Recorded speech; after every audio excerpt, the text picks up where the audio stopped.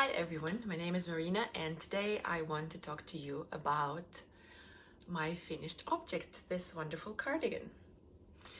This will be a separate video from my usual podcasts, and I wanted to make this series in a playlist where I just talk about a finished object, and if you want to make something like that, then you could have a little bit of an idea how it works and maybe what difficulties or what advice some other knitters have when they made it, right? So let's start. Today's pattern is Rose by Andrea Mowry, and this is how it looks on Ravelry,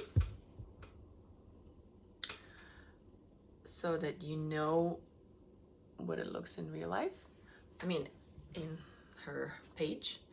And it's a wonderful cardigan made out of sport weight yarn. She recommends 5-ply, which I didn't have. I used the 4-ply. And you need 4 colors for this, and needle size US 2 or 2.75 millimeters, and US 4 or 3.5 millimeters. And I used the recommended ones. Here, there's lots of positives. So when choosing the size, she recommends that you measure your bust, and then if you are in between sizes or depending on how big of positives you want, you calculate it like that. So for example, if I am about 100 centimeters here, and this cardigan has about 45 centimeters of positives, and she gives the finished measurements of the cardigan, so you can decide on what size to make according to that. But I tell you that if you don't like very loose things, go down a size, really go down, because even though I made M size, I really think I should have gone even smaller, maybe an S. And because look how much more I could have, yeah. Let me show you the whole cardigan with this gorgeous detail here.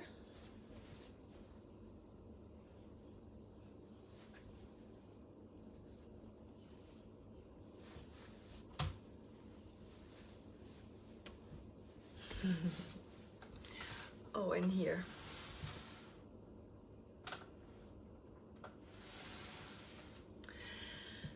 So I really enjoyed making this cardigan, because even though it's worked in flat, there are 4 quadrants that are the front left, front right, and the same for the back front, left and right backs. They are worked separately, and there's color change, color A, color B, fading into color C and color D. At the same time, there's cables happening here with some increases along the here along this side, even though you have to knit so much and it's back and forth, and it took a long time. In spite of that, all of this, seeing it together, when I started seaming it up, it was amazing.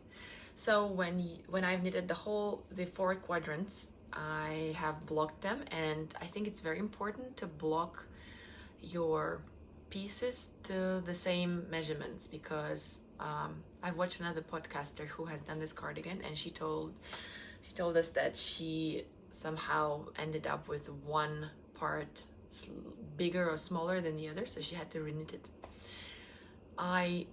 Luckily I've only started blocking them when I finished 4 of them, and I measured them so that they are exactly the same. Happy that I did that. So once they were blocked, I seamed up the sleeve with the visible seam, which made this whole ornament even better. Maybe it's not as perfect as it could have been.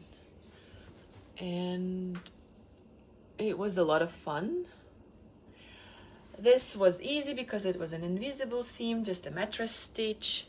The next part was to seam up the back with a visible seam, which I think is a very clever detail because otherwise I think the back would look a bit boring with this whole wide garter stitch. The next step of this cardigan is to pick up the stitches along this part and make the 2x2 rib, which was not hard at all, although it was quite long and it was a bit hard to calculate, and I probably would have preferred not that much puckering, but I haven't really blocked it after I've finished, so maybe that's the reason why this is happening. But I am really happy with how it turned out.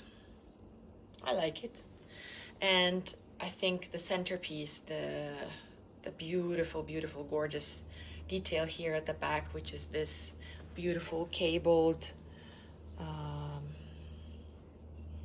what's it called? Hem? Not hem. This strip was knit separately, or both of them were knit separately, and then I attached them to this border with a mattress stitch. And this wonderful cabled pattern has this twisted rib here, and that's what makes it so beautiful, but at the same time not that mindless. And the seaming up along the edge was a bit hard because she does not say what ratio you have, obviously, because it will be different depending on how long your hem is. And I did it once and I didn't like it because it was drooping and stretching the fabric, so I did it again at a different ratio. But I think, although it was a waste of time trying it and then making it, sorry about the noise if you can hear it, it's they're mowing the grass. I really think that I enjoyed seeing it all finally happening. And the last part that had to happen here was the back. I don't know if you can see. Yeah. So one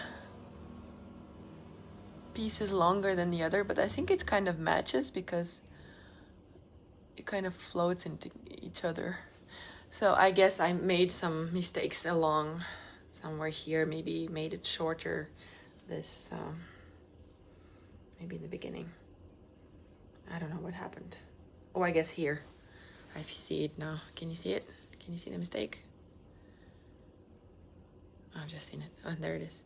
This part is shorter. This part is shorter. That's why I had to make a couple of more extra rows so that my seams are, so it looks fine. So yes, my advice for this cardigan is: 1, choose smaller size. 2, you don't have to use 4 colors. You can make more colors or you can make less. And also, in terms of how little yarn I had left, this is the silk and merino yarn, so I have this of color A. I have quite a lot left, like this much. Color B is probably the most I have left, maybe 50 gram. Color C, I used up 2 skeins because I love this color and I wanted to have it more, so I repeated quite a few rows, and that made me use up 2 skeins. Instead, I could have probably used less. But the great part that what happened with that, I needed less of color D, and I ended up using only 2 skeins instead of 3 skeins of this color, which is awesome. Now I can make a little shawl matching with this. So I have like tiny little balls of color D left, and in fact, if you just calculate how many grams you need for the whole thing, you can stripe accordingly, although it probably would be hard to know because it's in 4 pieces. I don't know. just an advice that you could do. Another thing I wanted to talk about is just for me, when I was seaming this up, let me see my notes. I wrote down the ratio because she does not talk about it. The ratio at which I picked up the stitches here. So at the ribbing here, I picked up every stitch. Then at the garter edge, because obviously the direction of the knitting is horizontal here and vertical here, I picked up for each 3 strands I picked up 2, and after this part I picked up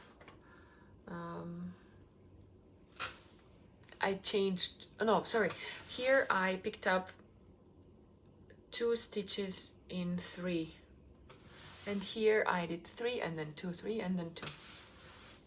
I hope I explained it right. I'm sorry if I didn't. English sometimes is a bit hard, especially if I haven't talked in it for a while. In all, I really recommend this pattern, and it's very enjoyable. It's absolutely easy to wear, and she has it with a little pin here, but I think even without the pin it looks fantastic.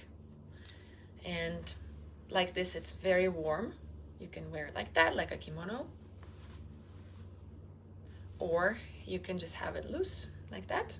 I think it's gorgeous as well. I've seen other pictures when it's in one color. It's absolutely fantastic. And would I make another one? Yes, but not soon, because it just takes a lot of time. Otherwise, it's gorgeous, it's yummy, it's fabulous when you wear it, and it gets many compliments. So I do recommend this pattern and any of Andrea Mowry's patterns, because they are written really, really well. All the charts that she has for the color change and all the other things happening for visual people like me are very, very useful. So I hope you found this video useful. If you did, please let me know, and I'm waiting for your comments down below. Thank you very much for watching.